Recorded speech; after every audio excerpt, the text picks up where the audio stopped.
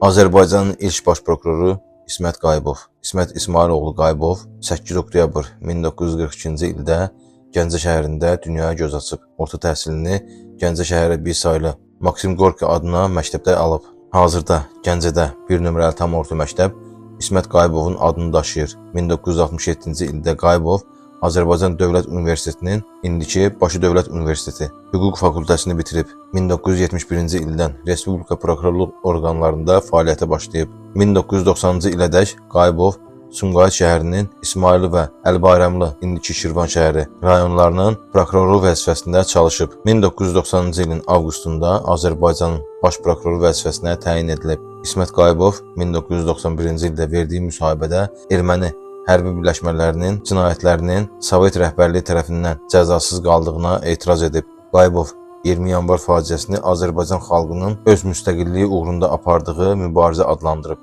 İsmət Qayıbov 20 noyabr 1991-ci ildə Xocavənd rayonunun Qarakənd kəndinin yaxınlığında bir sıra yüksək rütbəli dövlət xadimlərinin də içində olduğu Mi-8 vertolyotunun erməni hərbi birləşmələri tərəfindən vurulması nəticəsində şəhid olmuşdur. İsmət Qayıbov Bakıda 1-ci Fəxri Xiyabanda dəfn olunub. Hazırda Azərbaycanın şəhər və rayonlarında küçələr və digər infrastruktur obyektləri onun adını daşıyır.